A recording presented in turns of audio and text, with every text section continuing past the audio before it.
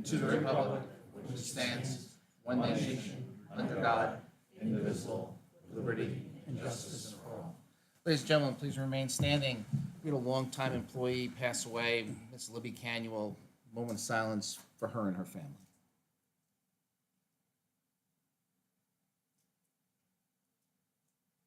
Thank you. Okay.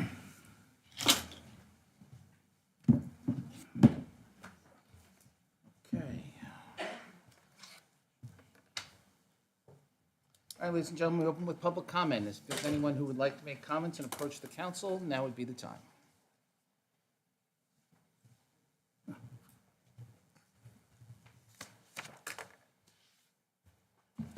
Christine Perez, 5 Wesley Drive, Londonderry, New Hampshire. I took an oath when I became a state rep, and my oath said, along with everyone else who took this oath, I do solemnly and sincerely swear and affirm that I will faithfully and impartially discharge and perform all the duties incumbent on me as a state representative according to the best of my abilities, agreeable to the rules and regulation of this Constitution and laws of the state of New Hampshire, so help me God. Everyone took that oath. On October 26, we were in session, and at the end of that session, a young representative stood up and put the legislative body on notice that we need to uphold that Constitution, that oath to uphold the Constitution. I bring this to your attention tonight for a couple of reasons. The first reason is that part of your duties, as under Article 38 of the Constitution, a frequent recurrence to the fundamental principles of the Constitution and a consistent adherence to justice, moderation, temperance, industry, frugality, and all the social virtues are indispensably necessary to preserve the blessings of liberty and good government. The people ought, therefore, to have particular regard to all of those principles in the choice of their officers and representatives, and they have a right to require of their lawgivers and magistrates an exact and constant observance of them in the formation and execution of laws necessary for the administration of government. Basically, that says you can't waste the people's money, okay? So, being put on notice, there's a large group of, not legislators, but people who we answer to, a large group who have asked legislators to stand up and defend the Constitution in many, many areas. And one of the most important areas is in election integrity. There are multiple notifications going out to different bodies to be put on notice that they need to uphold the laws.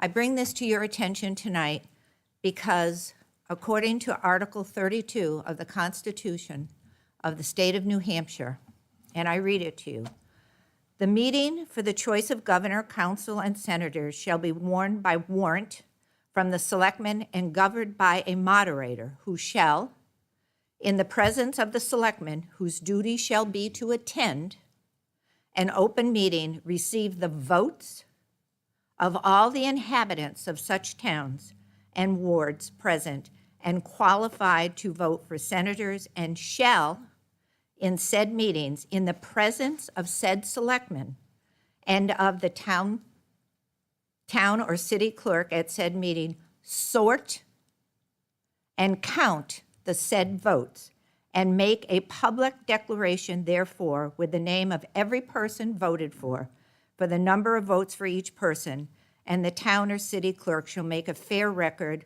of the same at large. The voting machines are illegal under the Constitution of the state of New Hampshire. On November 29th, the Supreme Court is hearing testimony to that. It has been 3 years in the making to hear testimony to that.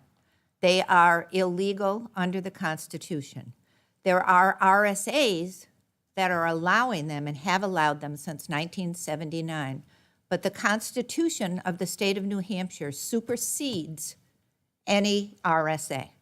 Therefore, I am asking you to perhaps pick what machine you would like to use, but I'm asking you, because of the frugality of your position, not to spend any of the taxpayers' money until you find out what the outcome of these notices to the Secretary of State and the Supreme Court judgment is.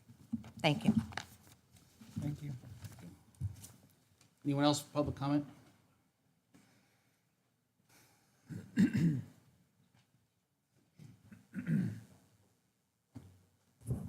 Good evening, everybody. Bob Slater, 1 Stonehenge Road. Just a couple of things I'd like to hit up. As one of your school board members, the taxpayers were nice enough to fund a portable that we moved a program to up at North School at the beginning of the school year. And we had some technicalities, per se, on hooking up sprinklers and fire alarm. And to the good graces of our Chief Butler, Brian Johnson, and Deputy Chief Heinrich, really helped us get through this little process up at the state level. So I wanted to reach out to you folks and please thank them for their process and their due diligence on behalf of the community for the children to be able to occupy that dwelling now, so that we can have students in it. It took almost a month at the state level to get that process done, but without their help, we may still have an empty portable. So please, thank you.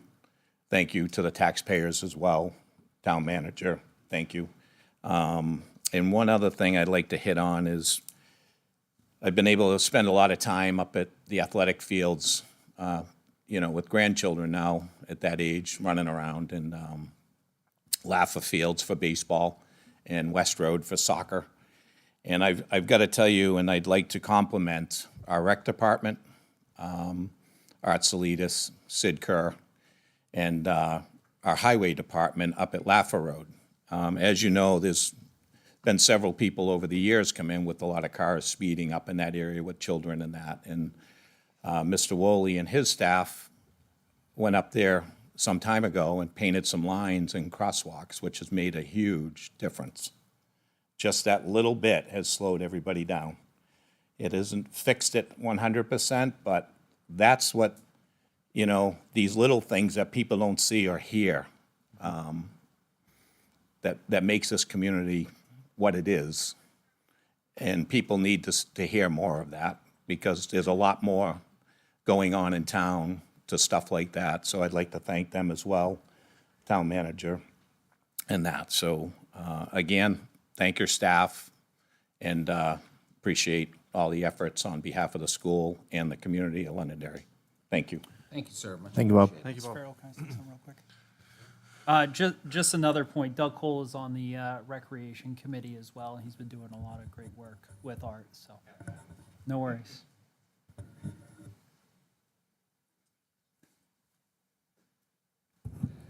Name and address, sir.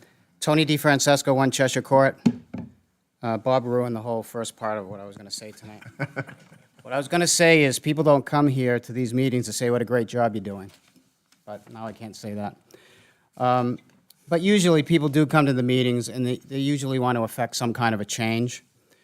The question that you all have as counselors is to try to figure out if those people are actually the majority, the minority, or somewhere in between. That's not an easy thing to do. I've personally been impressed with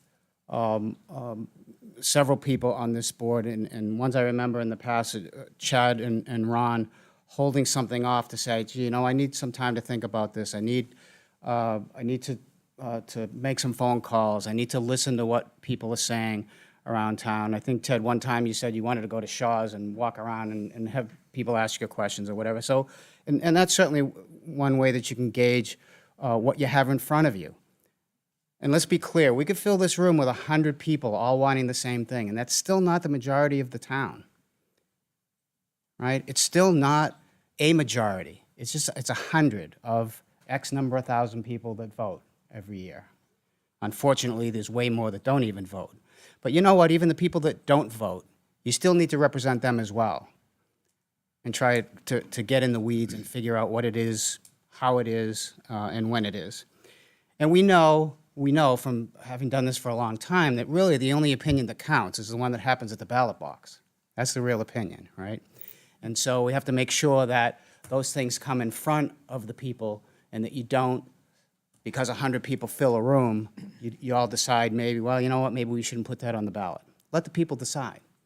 Let's look at last year. Let's look at the school district, who week after week after week were bombarded with citizens, well-meaning citizens, saying, you're not going to get a bond pass, you're not going to get a bond pass, you're not going to get a bond pass. What happened? The bond passed. Okay, so there's an example of the silent majority, and that silent minority in that case was wrong. And I hope you can keep that example in the back of your head while you're going through the budget process that started last Saturday with your 4.5-hour fun Saturday. So please keep that in mind. I'm going to leave you with that example, and again, I hope that you're going to remember it. Secondly, I'd like to make reference to the DPW electronic sign that's in front of the police station. The taxpayers have given you, us, and everybody else in town an absolutely gorgeous complex. And what we have in front is, I want to say a broke ass, but it isn't. It's a brand new, shiny, orange DPW sign that's giving out important messaging, necessary messaging to the citizens of Londonderry, but only if you're driving south. So kind of makes no sense. So what I'm asking is, please put some money in your budget, get a real electronic sign. The school district has one. Frogs didn't grow 5 legs when that went up. It's tasteful. It gives important messaging to the taxpayers of Londonderry. I think that's needed in this municipal complex as well, and I hope that you will consider that. Now, in addition to my making the suggestion, as you all know, what I do is volunteer. I would be glad to volunteer to help, to research, to investigate, or anything that's needed to try and figure out if this can or can't be done. We know it can be done. The question is, how much is it going to cost, and is it something that you're willing to propose or not? And I'll leave you with that. Thank you very much for your time. Thank you. Thank you. Anyone else for public comment? This will be the only opportunity to speak tonight after we go through the public hearings. We're going to go through the public hearings next, and there will not be another opportunity to speak tonight. So if you have anything to say, now's the time. All right, we're going to close public comment. Motion to open a public hearing. So moved. Second. All those in favor, signify by saying aye. Aye. Chair votes affirmative. I am going, Mr. Campo. Can I take all 3 of these at the same time? That would be perfectly fine by me. Resolution 2023-2122 and 23. These are all with regards to unanticipated revenue. One from the Department of Justice, the United States Department of Justice, another one from the State Department of Safety, and the other one from the New Hampshire State Council on Arts. So, floor is yours. Perfect. So we'll start with the first one, the COPS grant, or the Office of Community Oriented Policing. If you remember back in August, Patrick came and requested ARPA funds in order to revamp their dispatch with the understanding that we had another grant coming. Well, that grant has officially come. It's this one right here. It's $75,000 to rewire and restructure their entire dispatch center to get it more up to date and functional than it currently is. The second one is a Manchester Airport Elevated Alert CI Protection Grant for $10,000 to assist with the protection at the airport. The third one is from the State Arts Council. We received this, Larry Casey and the Arts Council have done a great job applying for this and receiving this in the past 3 years, I believe. And this helps fund the concerts on the Commons with the assistance of the State Arts Council. Do we have any questions for Mr. Campo? Anyone from the council? Ladies and gentlemen, this is a public hearing. We have 3 items out there for public hearing, as our finance director has just described. Does anyone have any questions regarding any one of these 3 items? Yes?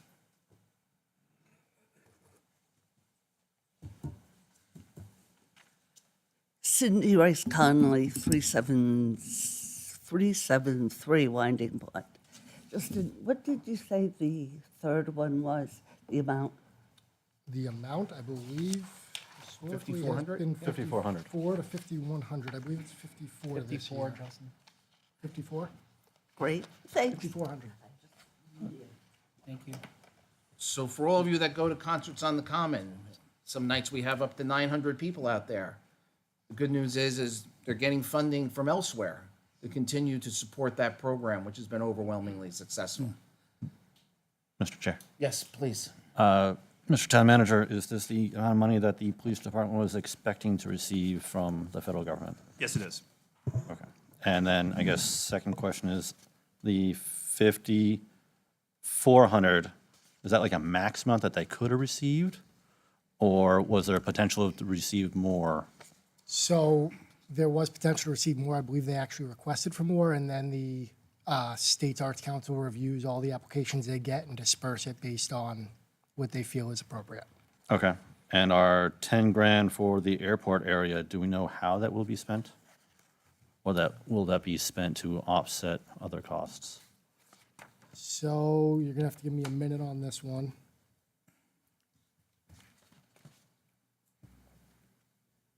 Sorry, just looking at the email. So it's coming from the Office of Community Oriented Policing Services, so I'm assuming it's going to be spent in some sort of community-oriented way? Well, yeah, it said it was specifically more for the airport, so I just want to make Right. sure. So this will go to, I believe, elevated infrastructure to assist with providing additional protection at the airport.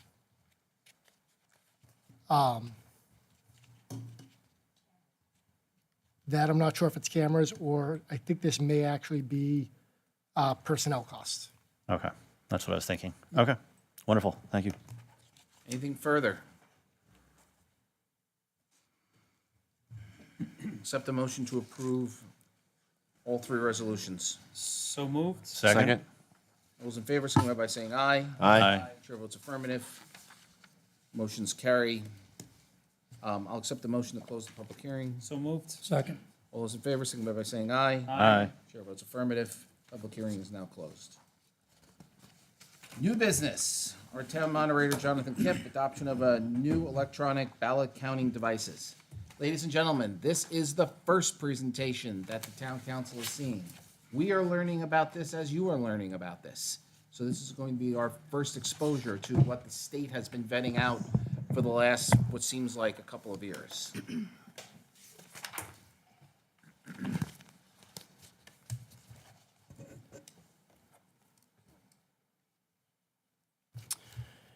Good evening, members of the council. I'm Jonathan Kipp, your town moderator, joined tonight by, Sherry Farrell, your town clerk. and also Cindy Rice Conley is with us in the audience tonight, our school district moderator.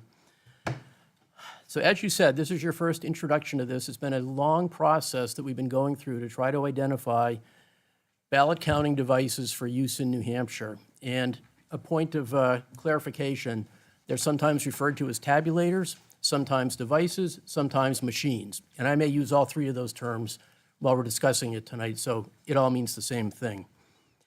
You have a single sheet in your packet, a fact sheet, and at the top, it lists the RSA that, as per my understanding, this body, the governing body, needs to approve the use of devices and which device will be used and notify the Secretary of State about that decision.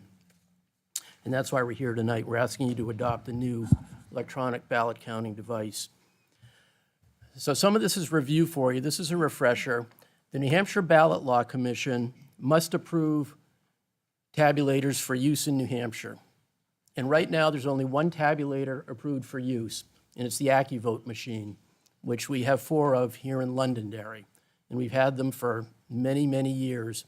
And as I presented to this board before, they're very near the end of their life. So the Ballot Law Commission knew that, the Secretary of State knew that. So they initiated a process over 2 years ago to try to identify replacement tabulators for us. And I'm just going to review some of the steps in the process because representatives from Londonderry were actively involved in many, many of those steps, including attending the Ballot Law Commission meetings. So in 2022 and 2023, several jurisdictions were selected by the Secretary of State to use 3 devices that the Ballot Law Commission had identified as potential for use in New Hampshire. Those 3 are the Dominion ImageCast Precinct 2 device, represented by LHS Associates in Salem. The second one is VotingWorks, which is an open source device. And the third one was Electronic Systems and Software, ES&S, as it's known. So devices from those 3 manufacturers were used on a trial basis in elections in New Hampshire, including here in Londonderry in March of this year, our town and school election this year. We had 6 of the LHS Dominion devices, which were used on a trial basis. And for every trial that was conducted throughout the state on the various devices, the Secretary of State, in collaboration with the hosting jurisdiction, performed an audit following the election, not a recount. It was simply an audit to determine whether or not the machines accurately counted the ballots that were fed through them. And in every single case, the audit was deemed successful, which means these devices accurately read New Hampshire ballots. So following our trial in March, elections were held in other parts of the state on May 9th. I attended the Moulton Borough Town election in the morning, where I got to see the VotingWorks device at an election. Then in the afternoon, I went over to Hanover to see the ES&S device in action. So as a result of that, those of us here in Londonderry have had the opportunity to see each one of these devices at an actual election. I share this with you to let you know that I believe we've done a lot of due diligence to try to make the best recommendation we can make to you tonight. Following that, on August 2nd, the Secretary of State hosted a demonstration day, a day where they demonstrated the ballot counting devices, the 3 contenders, at the Legislative Office Building. That was open to legislators, the public, school and town officials, and there was a good turnout. We had an opportunity to hear presentations from each of the manufacturers and their representatives, to see a demonstration of the machines, to actually try them, test them out, put them through their paces, kick the tires, if you will. In following that, we each offered individual feedback that the Secretary of State used and the Ballot Law Commission. So following that, the Ballot Law Commission eliminated the ES&S device, which left them with 2, the LHS Dominion device and the VotingWorks device. And on September 15th, the Ballot Law Commission conditionally approved those 2 devices to be used starting with the local elections in March of 2024. So I'll back you up a little bit. It appears we're going to have a presidential primary election in January, so we will not have new devices for that should we choose to move forward with this. We'll still be using our AccuVote devices. So once those 2 were identified as being conditionally approved, we, Londonderry, issued a request for proposal from each of them. And once we received those 2 proposals back, Sherry took a copy, Cindy, our school moderator, took a copy, I took a copy, we individually reviewed them, and then we compared notes. And we unanimously recommend the LHS Dominion ImageCast Precinct device to adopt here in Londonderry. Now, if you review or if you'll take a look at the document that's in your packet, there are just a few of the entries that I'd like to review with you. One is the 3-year total cost of acquisition. The purchase price plus the warranty that's included for the first 3 years, the difference in the two costs is $950 over the course of 3 years, with Dominion being slightly higher. Second important factor is the number of jurisdictions where these machines, these approved machines, are currently being used. The LHS device, there's 42 different jurisdictions throughout New England, and Voting Works has devices deployed in 5 counties in Mississippi. And the total number of devices deployed in New England is 349 for the Dominion ImageCast precinct device and 72 in Mississippi for Voting Works. So those are important factors that we considered. And I'll also remind you, it's there also on the sheet, that the Voting Works device uses open source software. So given the very close, the financials being so close, we recommend the Dominion ImageCast Precinct 2 for 3 primary differentiating reasons. One is their widespread use throughout the country and throughout New England with LHS.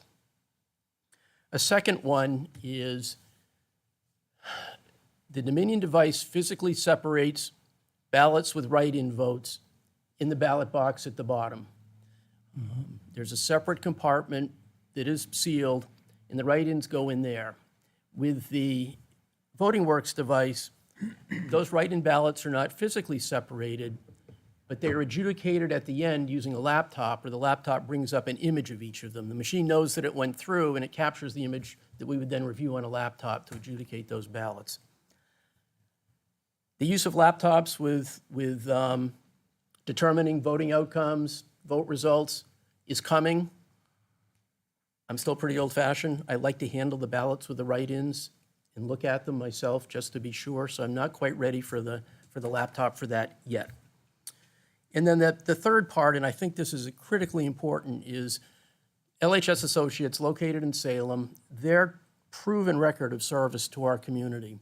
And I need go no further than the November 2020 general election, when one of our AccuVote devices failed to print its record of the votes at the end of the evening. So in consultation with an attorney from the Attorney General's office that night, the Secretary of State's office, it was determined we needed to recount all 17,000 ballots that had been cast that day. And it was probably within half an hour, LHS had staff on site with spare machines, and our good friends in Milford also brought a couple of tabulators over, so we were able to make fairly quick work of that process. But I think that demonstrates the responsiveness of the LHS staff. So for those 3 reasons primarily, we recommend the adoption of the LHS Dominion ImageCast Precinct 2 by the town of Londonderry. Sherry, anything to add? No, as you can tell, we've really done our homework on this. Londonderry leads the way when it comes to elections, too, because of our transparency and because of the amount of effort that we share with our Secretary of State, Dave Scanlon. So if you have any questions, please ask. Voting Works is definitely something new on the horizon, but it really isn't tested yet as far as how they're going to service us. Presently, they don't have anyone available in the state of New Hampshire. That's concerning if we do have a problem. So again, that's why, we losing my voice. That's why we're definitely suggesting to everyone that LHS is the way to go. Questions?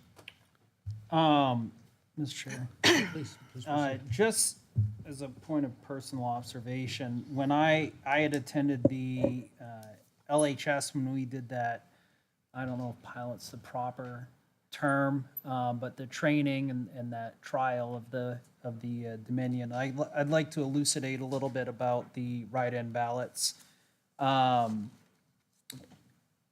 Knowing that it goes in a separate compartment and also having the ability to audibly hear just the difference of the sounds of the paper, knowing that it went somewhere else, either it was an empty or a near empty ballot container, and it was separated from the regular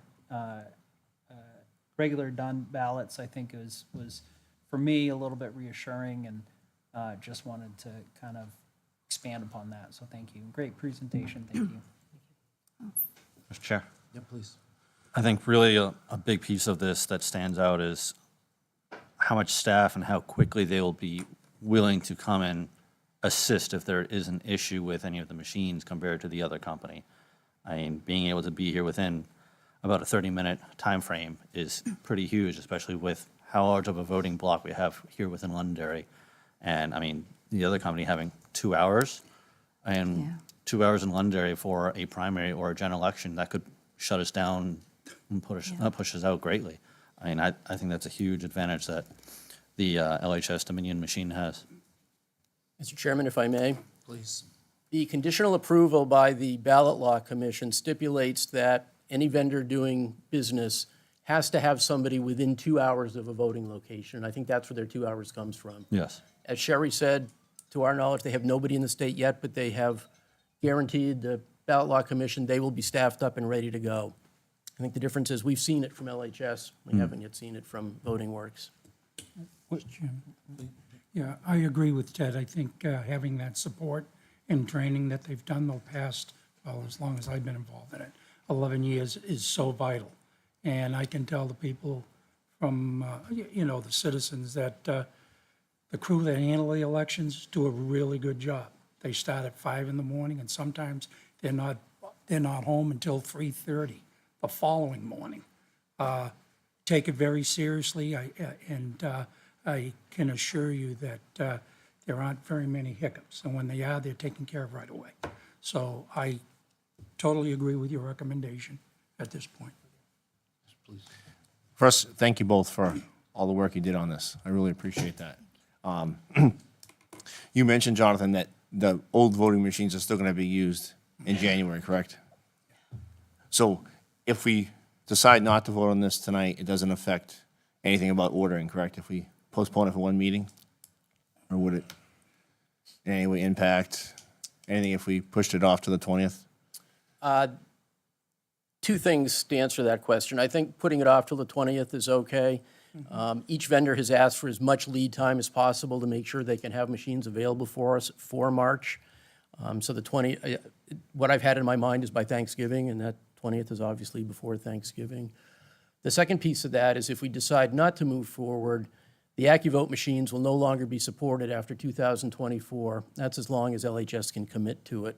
So our time span is limited for some sort of decision to do something, whether that's to replace them or do something else. Okay, well, thank you.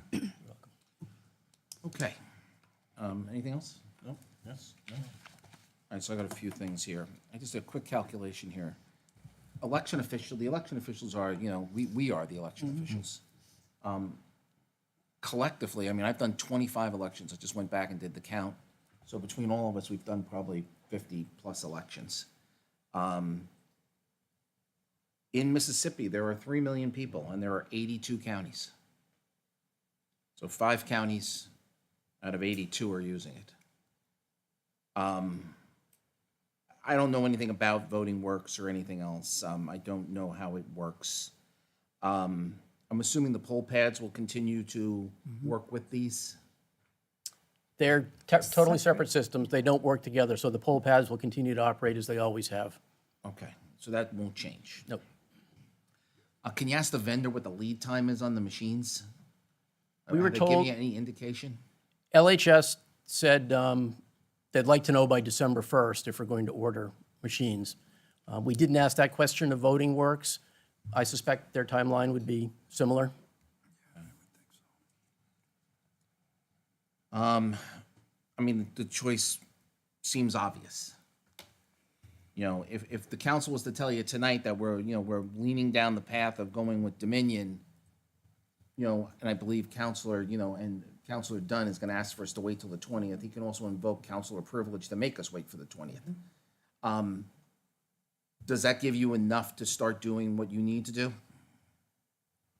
I will say that I know towns such as Exeter and Derry have already ordered their machines, but I do agree with our moderator that I think as long as by the next date that we have a decision, because Voting Works actually, they're in the process, but they can't guarantee any machines yet.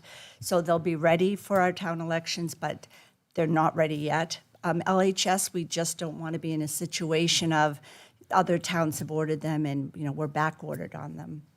So, No, I appreciate your hard work. Yeah. I just want to be able to do my due diligence and make sure that I haven't had a chance to research it on my own, so I appreciate it. And just for a point of clarification, if I can. So the end of 2024, so December 2024 is when LHS has said they will discontinue servicing our current tabulators, correct? Correct. Okay, so even if we're past December 1st, just for clarification, we can still, it will not be ideal, but we can still use the AccuVote tabulators, correct? Provided they work, yeah. absolutely we Provided they can. work. And the I was problem, on that. oh, sorry, Counselor Franz, the problem is that they can't guarantee or get the parts because everything is so archaic right now with them. So that's where the weakness is. If what happens to us happens again, as it did in 20, we have a major problem. Because remember, an election is considered an open meeting, so that's why we don't get to pause for 24 hours and figure out our situation. So it's something, that we have to take all of those factors into consideration. And working both elections, where we had to stay till 2, 3, 4, 6, 6. further Yeah, that one, yeah, in the 6. morning, Yeah, with that broken down Yeah. tabulator of our current system, and utilizing the most recent, the Dominion and the most recent election. I mean, for me, it's clear, so thank you. Thank you for answering my questions. Yes, Ted. Sure, you're in connection with many of the other state clerks across the state. Have you surveyed many of the others and where they may go? that's a Select- great question, Counselor Combs. What I've found so far, and I'm part of the executive board at the state, and I work closely with Secretary Scanlon, is that the larger communities such as ours are leaning toward LHS and have already started the process. We're kind of, as a town and city clerks board, thinking that if anyone's going to try Voting Works, the smaller communities, maybe such as Moulton Borough, some of those, if they're going to try it, but there's a risk involved. But overall, to answer your question, what I've observed is that leaning toward LHS. So there'll be a big push across the state to Absolutely. acquire these machines. Absolutely. And so that could create quite a demand and quite a lead time to get these machines. So the further we get behind in ordering them, we could be behind the 8 ball. Absolutely. So remember, we gotta get 200 plus of them if everybody decides to go with it, because we don't do it by county. We do it Exactly. by town, Yes. Yeah, Okay, One last question is, how many total machines are we looking at? I'm sorry, 6. 6. We Thank have you. 4 now. We've had 4 since, I think, 2007. Town has grown. More voters are turning out, so we want to have the Wonderful. capacity. Thank you. all right, so here's the deal. We're either the first or the second largest polling center in the state, depending on what Derry does. Whether they split or they don't split. At the end of the day, the state lays down the law and we follow it. We're Dillon rules state. That's how we operate. So it's up to you guys. You can give them a consensus and an indication that we're leaning towards Dominion. You can invoke counselor privilege if you want to. I would just like to put it off to the next meeting, that's all. Well, then I don't want to have to, I mean, we can we just can- go ahead and do that. just so that I can Everybody comfortable do my with own that? research, nothing, I just want to be able to vote. I haven't been able to do any research on any of this on my own, so. You can invoke counselor privilege if you want. Okay, I'll invoke the council privilege. And we're putting this off until the next meeting, but it's clear that you have an indication that we're Yeah. leaning towards agreeing with your recommendation. Thank you. thank you. No, No, it's we great hearing. appreciate that. Point of clarification, being that counselor privilege was invoked, we shall vote on this next meeting, correct? We have to. We absolutely Yeah. have to vote on it next meeting. Thank you. On the selection of the machine. And counselors, just as a general point of knowledge, the union leader did a great job in a story just last week about Derry and their town clerk, who was a past moderator, and their selection and the process that they're already involved with. So that's kind of a neat one to go back to.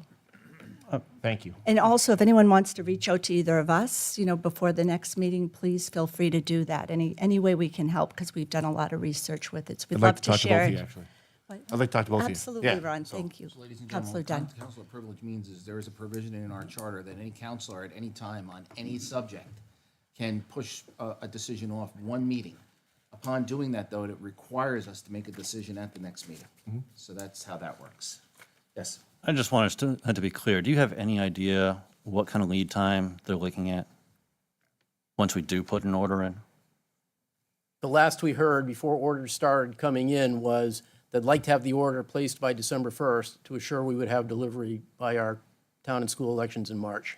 But that's not a guarantee.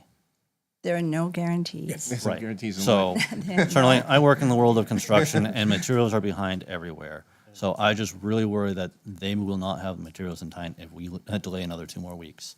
That, I just want Mr. Dunn to understand that, sorry, Councilor Dunn to understand that if we delay another 2 more weeks, what this could be for our town election. Well, hopefully we have a strong enough relationship with LHS that they're gonna hear what we did and they're gonna feel good about taking a risk. I hope so. Anything further? Thank you. Thank you Welcome. both. Thank Thank you very much. Next, we have Order 2023-15, the expenditure of maintenance trust funds for winter maintenance. And following right behind that, with our Director of Public Works, we have winter operations presentation.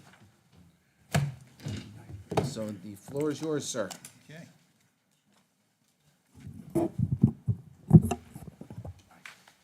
Did I make it too warm? Just a little.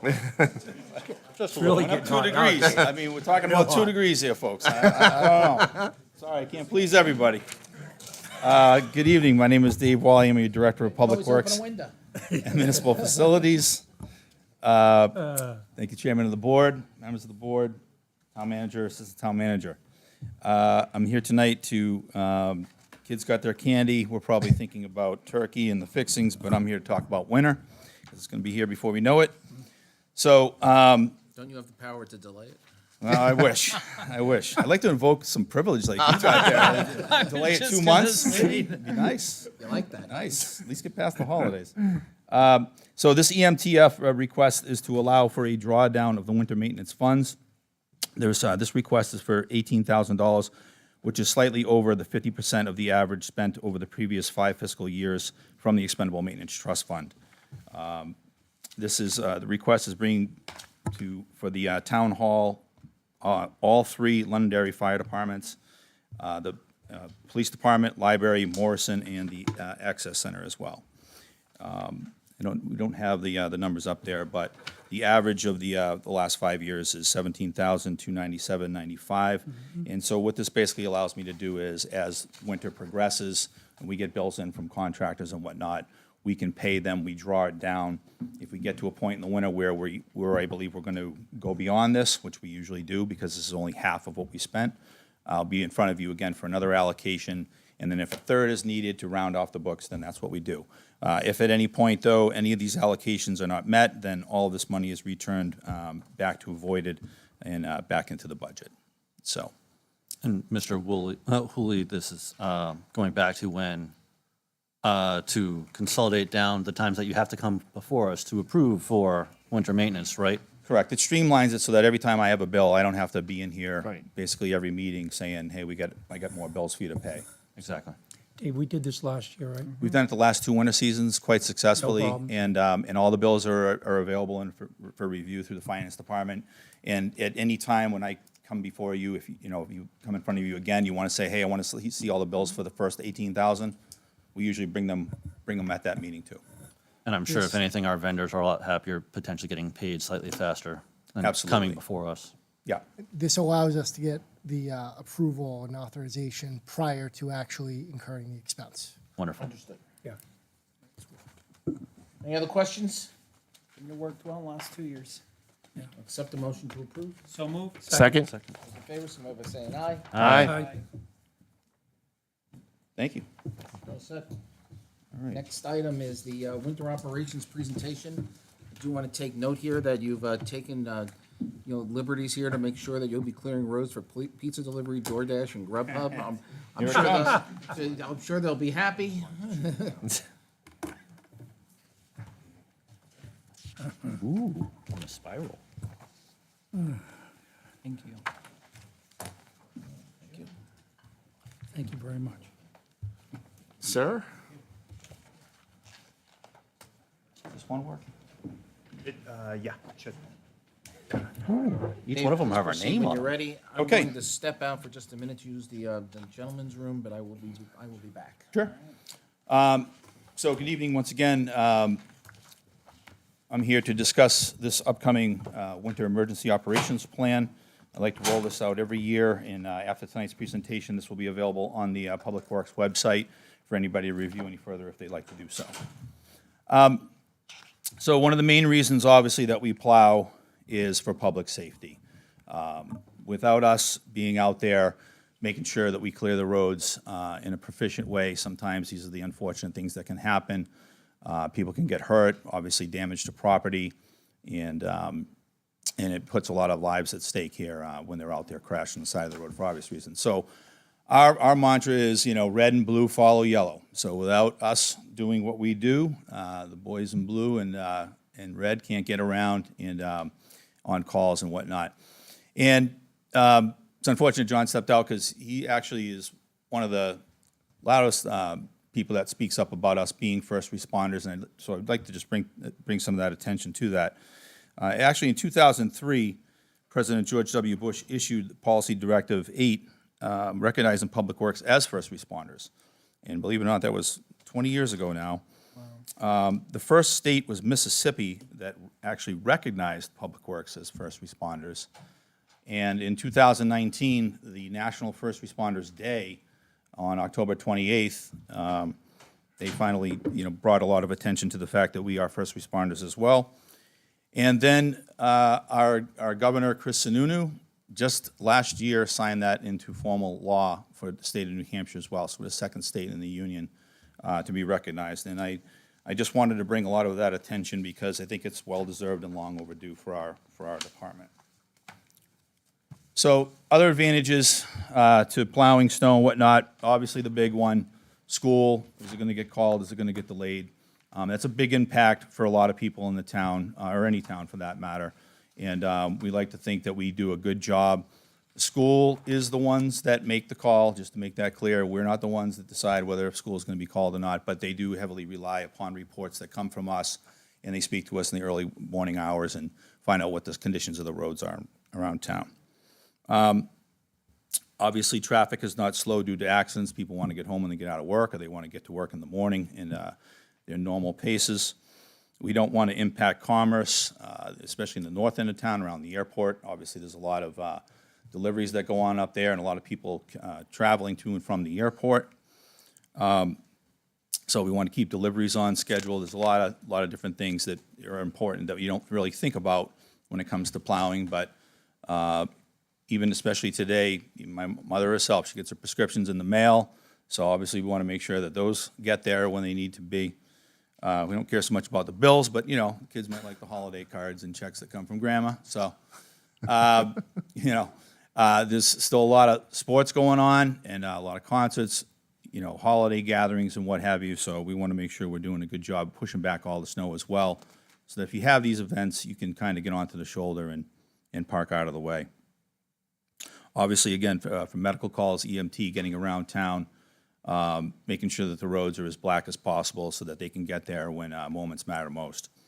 And then, yes, of course, the pizza delivery, the DoorDash and Grubhub and all that. We don't really plow for them, but obviously, if you haven't done your grocery shopping, like most people do, they go in and raid the stores when we hear the first big snowstorm's coming. I still don't understand that. I guess that stems from the 70s and what have you not, but still people run right out and load up their fridges, and about 3 days later, they throw everything out. But at any rate, that's just the way New Englanders are, I guess. So anyhow, I just wanted to share with you a little bit so that it's kind of clearly understood about some of our struggles, especially with this particular upcoming season. So this is our org chart, and we've revamped it a little bit. And when I first got here, we were very linear. We had one foreman, we had assistant foreman, and then everybody was under him. But as we took all of the buildings and put that underneath the Public Works umbrella, we quickly realized that we needed to have somebody that can tend to that as well and assist me in that. And so we created that assistant foreman there that you see for the buildings and grounds. And what we've done more recently now is we had a mechanic, one of our two mechanics, retire. we know we were going to have extreme challenges trying to find a mechanic for the rates that we have in our current union contract with AFSCME.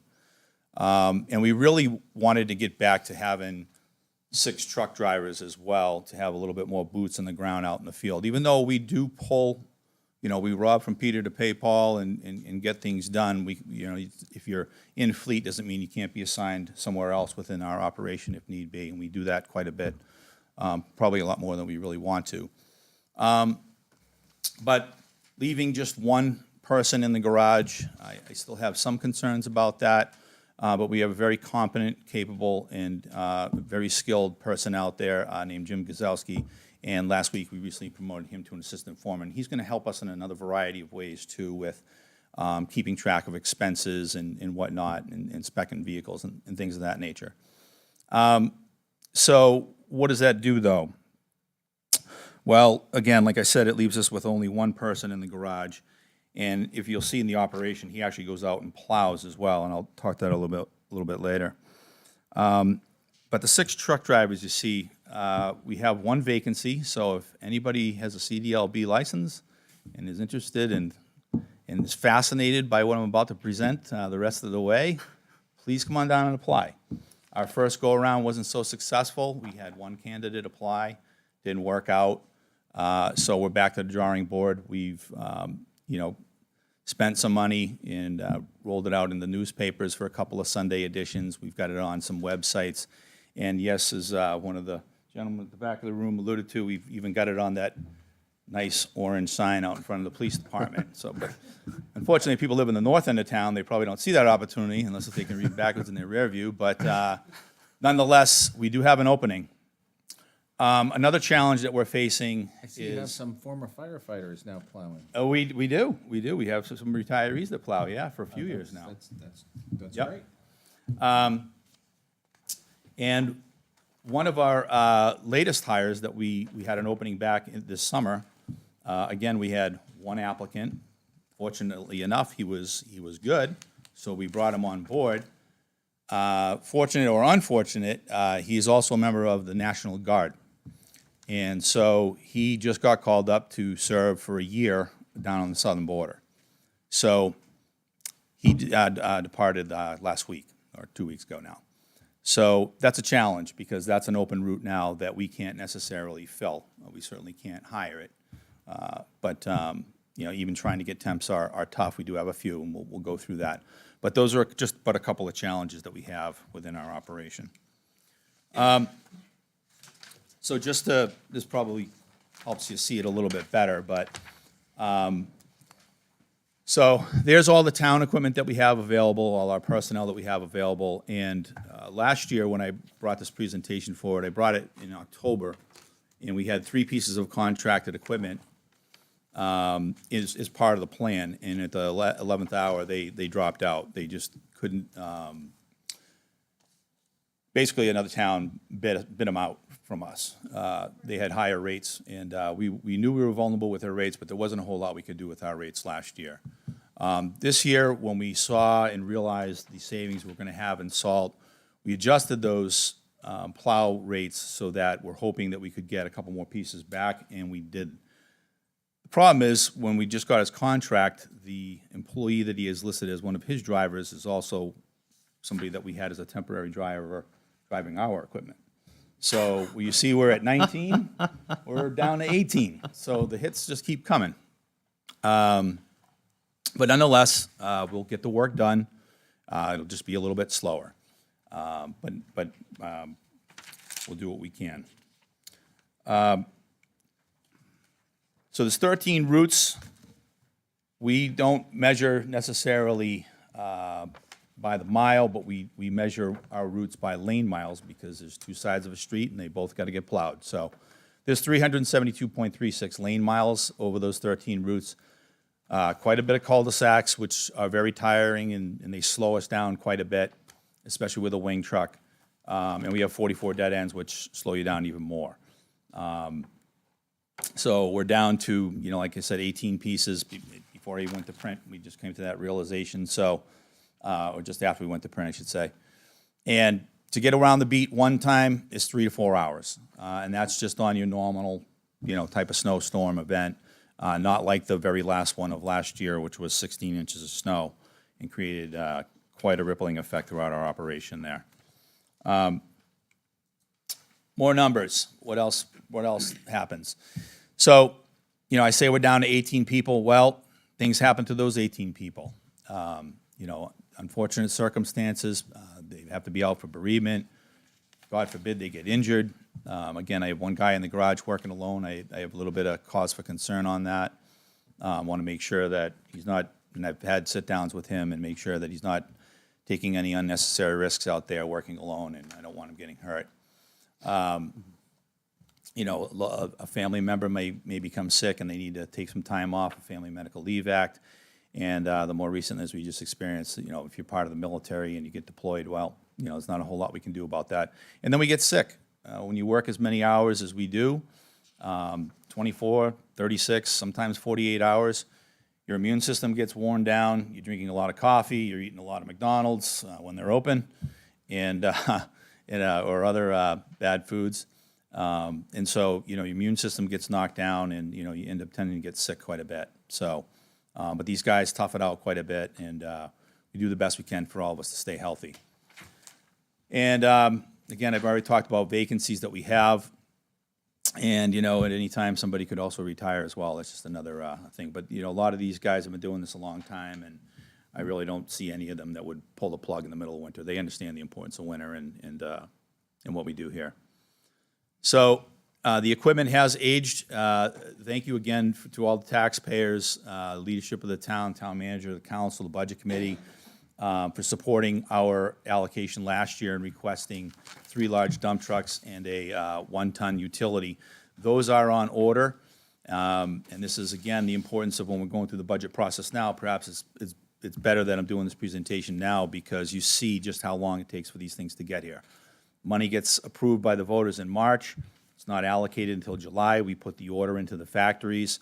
The large trucks are out to 16, 18 months on lead time, and the 1-tons are about a year.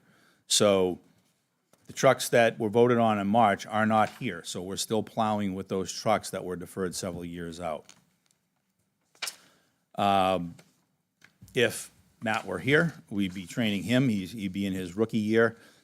He'd be the only one that's good. Some of the other guys last year, even though I think we had a hire in January, but he certainly got his legs underneath him last year learning that.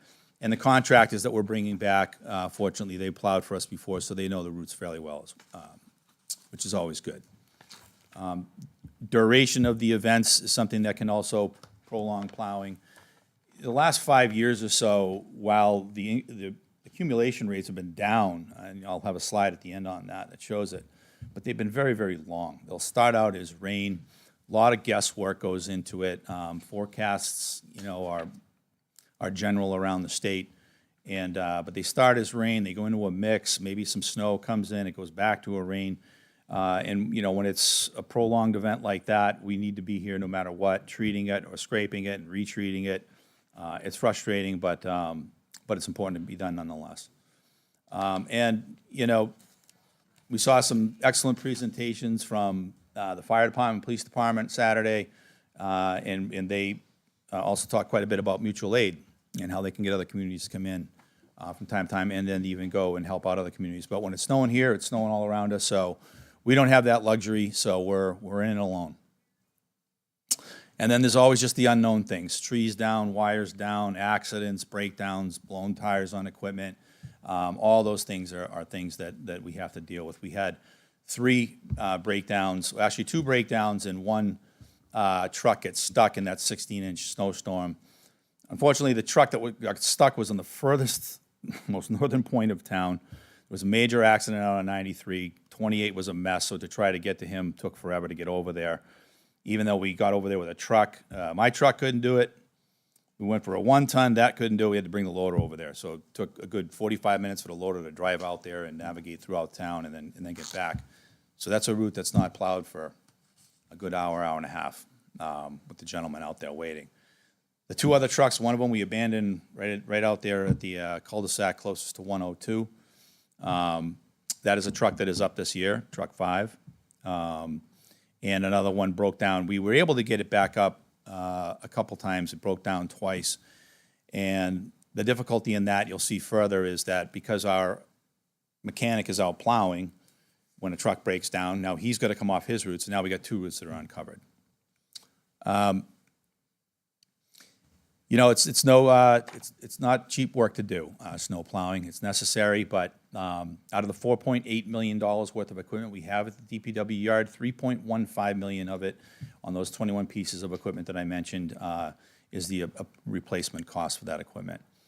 The salt, I'm sorry, was sand, excuse me. So sand is under budgeted, but and our pile has been depleted quite a bit. So you saw me Saturday ask for another $5,000 to bump that up so that we can keep replenishing that pile of sand, which we mix with salt and use quite a bit during a storm. Salt, we've done some great adjustments to our line item over several years. When I arrived here, we were at 220,000. In the last few years, we're up to 290,000, and you can see by our average salt usage, we're at 296.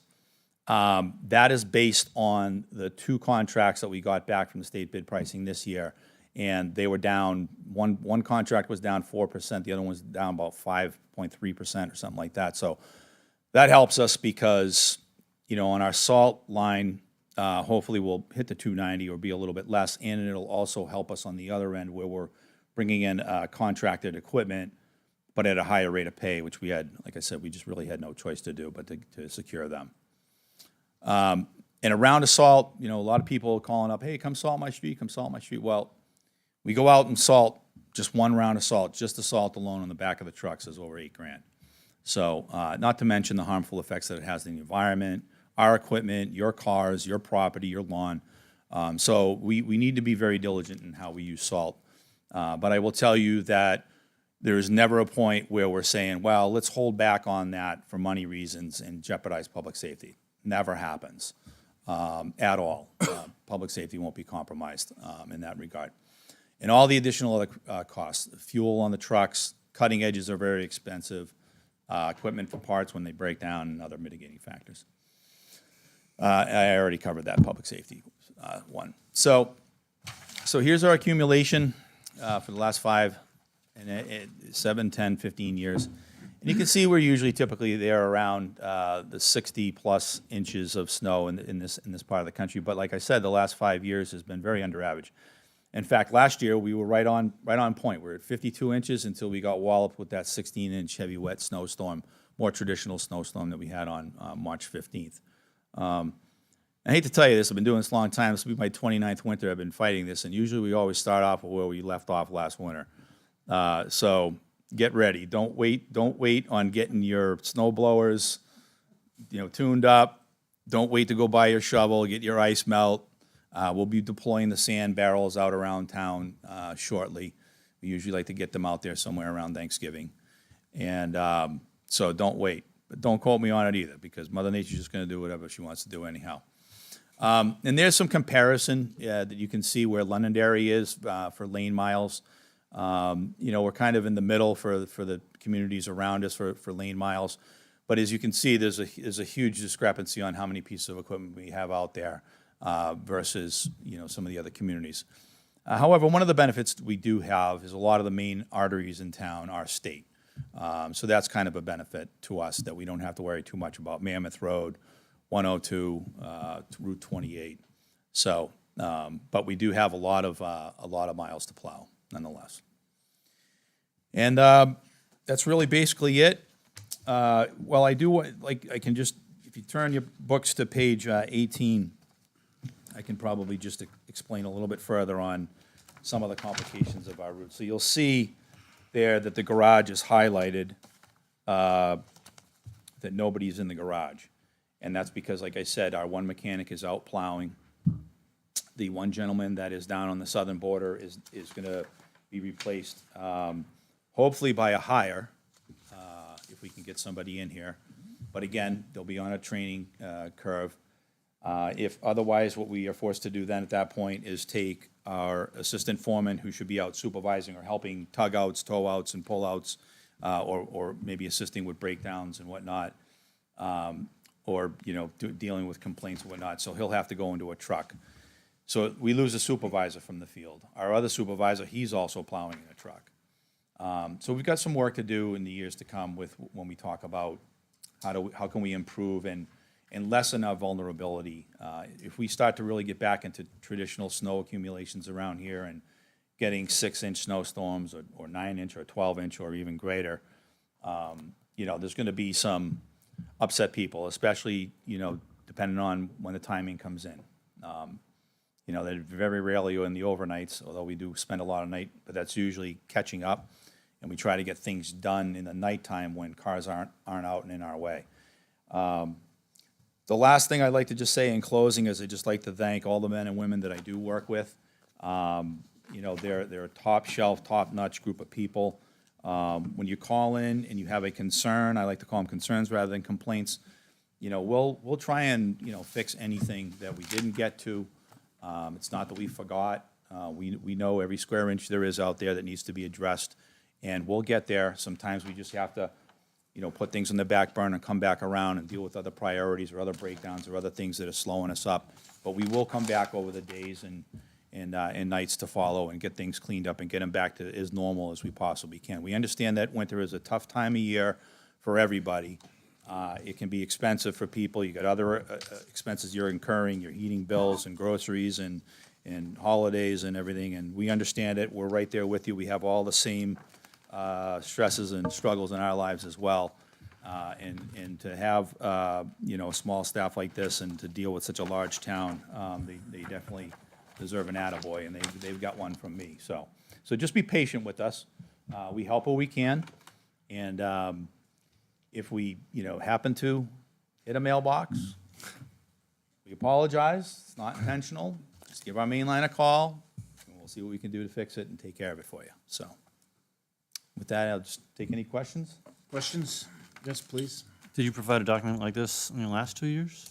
Or is I this did- new for you? I did last year. You did. Last year, I really took out, it was their winter ops was a 2003 edition, but it didn't include a lot of the mapping and what have you, so I worked with GIS quite a bit last year. This year, I pretty much dusted that off, fine-tuned it a little bit more, obviously changed the statistical data and what have you. This is really impressive. This is Thank you. really well done. Thank you. The 3 years when I was prior on the town council, we were not provided something like this, and this is really well done. Thank you. Nice job, Dave. And it's on like I said, tomorrow, it'll be posted on the town website. So, I encourage people to go there and look at that, because you can find your road, you can see, it's good to have a name, not just the jerk plow driver, We always show up right after you shovel your driveway, I get it. We have cameras hidden, No, that's just the luck of the draw. But you can see, Chad's very familiar with his plow driver, and it's good to have a name. If you don't have a face, at least you've got a name. That's a person in there. That's a dad. That's a husband. That's a loved one out there that's doing that. And sometimes, it happens on Christmas, and we're here. I've missed plenty of Thanksgivings as well, and even a Halloween along the way. So, so we're people too. So we're not out here trying to raise hell. We've got a tough job to do, and you can see the name of who's driving your truck. You can see the age of the equipment that's on your route, so you understand it. If you see a truck that's on your route that's 13, 14 years old, it's been deferred, then you can kind of understand it. Maybe he hasn't been around because that truck broke down. If you see a truck that's even 1 year old, there was a year, these 3 trucks that we're looking at this year, they're 2013s, I explained this Saturday. That particular model, when the first EGR coolers came out and whatnot, and dealing with EPA regulations, is still really finicky, and those trucks came in that year where I was, and we had a truck that had 10 miles on it, didn't even make it out of the yard for the first storm of the year. Didn't even make it out of the yard. So, but that's an anomaly, but it's a tough job, and we do appreciate everybody's patience and time. Any other questions? No, thank you. Yeah, thank you. Thank you. Yeah, I will say that during some of the storms, I may speak to Dave 2 to 3 times during those storms, find out if the crews need anything, how's everybody doing? Because you want to know what, when we're sitting at home and it's nice and warm and it's the middle of the night and you get up in the morning and the street is clear and everything, it's because somebody else went without sleep. And because they were out there working all night and everything. And I will say when they, I've noticed not only in my own neighborhood, but when they go down the road and you have cleared your driveway, they do try to avoid plowing you in. They do actually make an effort to, to kind of swing it out a little bit and not plow you in. So I have to say, and when Adam goes by, I wave to him, and Adam's all smiles and everything as he goes by, and, they're good people. They really are. I mean, and they work hard. And so, but thank you. And one last thing, if you want to try to avoid that, shoveling your driveway and then we come by, if you're on Facebook, go to our page. One thing that I've done, and it's become very popular, up to like 3,000 followers now, every time we're doing something different in the operation, I'm putting a post out. So I'm letting you know, I'm giving you a little bit of insight into the think tank as to what's going on, what we see coming, if the guys need to go take a break, or they're gonna go get something to eat or whatever. So you'll see when we're breaking and then we're headed back out. Or I'll call, hey, last round. So it'll be on the page, you'll see it. You may have to wait 3 to 4 hours, even though you say, well, I thought they called for last round. Well, you just saw it. Sometimes you might be at the end of that route.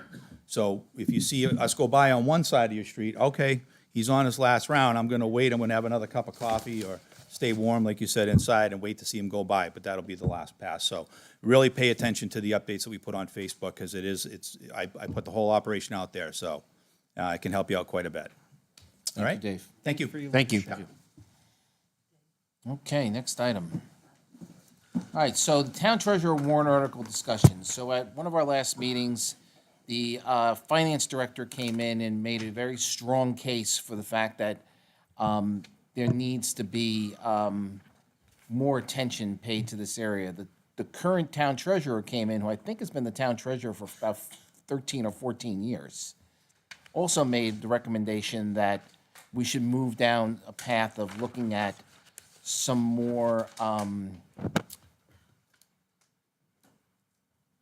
appointment area control of the town treasurer versus an election, where you can get anybody who's just 18 years old with no qualifications, and we've confirmed that we can actually do a background check and actually check the person and avoid what happened in Peterborough, where they lost over $1 million because there was oversight that was missing.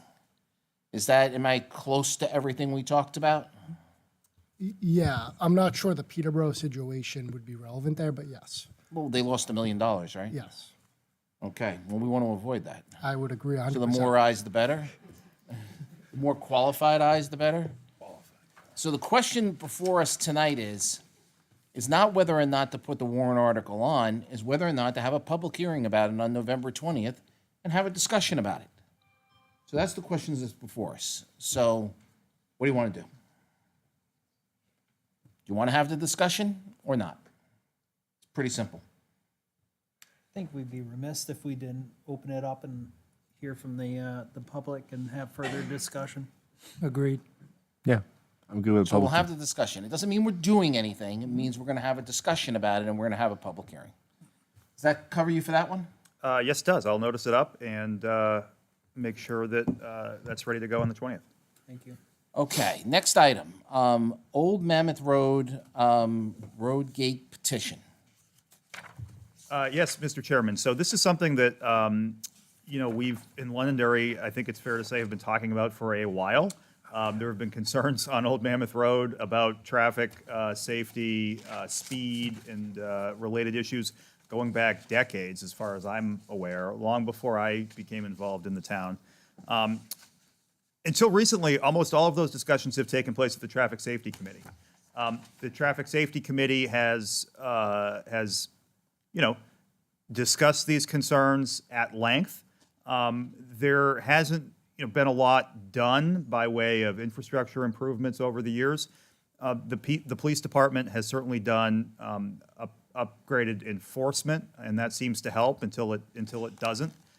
And so, after taking office, I heard the same concerns that my predecessor had been hearing, and that you all probably have been hearing as well. The matter was discussed at 3 or 4 Traffic Safety Committee meetings since I took office.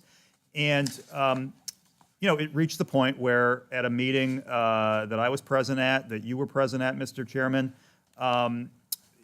you know, there had been a lot of talk, but one thing was clear, that if certain interventions were to be made, they needed to come from the town council.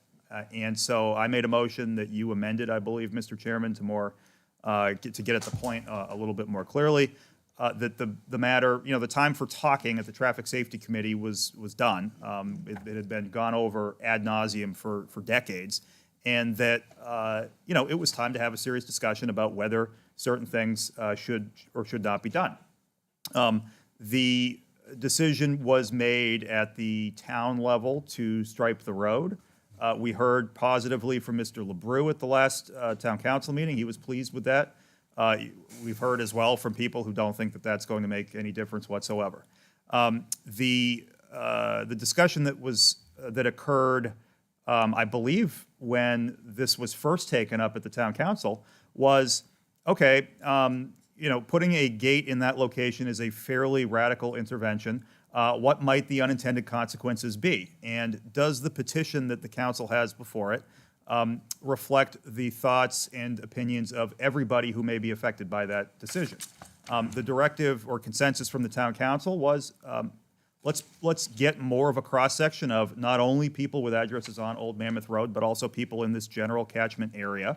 And that was the consensus that was relayed to the petitioners. We have since received additional signatures. I believe there's 6 additional signatures from people not simply on Old Mammoth Road, but in some of those neighborhoods. And that is what brings us here this evening. All right, so it's just for clarification purposes, Old Mammoth Road is Mammoth Road, and it is where the, one of the original villages of town were. It's where the current senior center is. It's where the old North Fire Station is. And it connects to Grenier Field Road, the Grenier Field Road and Page Road intersection. And specifically, we're talking about the Grenier Field Road, Page Road, four-way intersection. That's exactly right, Mr. Chairman. Okay, just so we can level set on where this is. So what happened at that meeting, in the Traffic Safety Committee meeting that I attended, since one of the other counselors was out of town, is that we let them know only the town council can close a road. Nobody else can close a road, nobody else can decommission a road, only the town council can close a road. The cost of one of these gates is in excess of $50,000. It's very significant, yes. So what was proposed there was to put a double line through. So what I had proposed to them is that it's really more of a discussion about what is the village district. I called it the village district. It's the only term I could figure out to refer to it.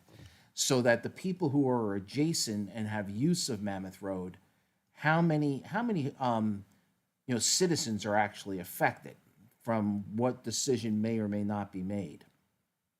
I received numbers today that from Lori Lane to Grenier Field Road, and just north of Grenier Field Road, Mammoth Road going up towards Merrill Farm, and the planner will correct me if I get this wrong, there's about 127 homes. That's correct, Mr. Chair. So if we just average 2 people in there, we got 260 people. And I'm sure there's more or less, but something in that area. So there's 127 homes up there that would be affected. I think what the people who are sitting over here on the right are asking is that they, and no one doubts that it's a dangerous intersection, is what is the cause and effect of closing the road? We don't have to do anything tonight. We can also look at it and say, I've reviewed their petitions and I see approximately 24 households out of 127 from the different ones that I've seen, with approximately 40 names signing it with multiple occupants of some homes. So is this something that we want to continue to have a discussion about? Is it something we want to address? Is it something that we need more documentation on? Is it something we need to hear from the fire department, police department, and the public works department from?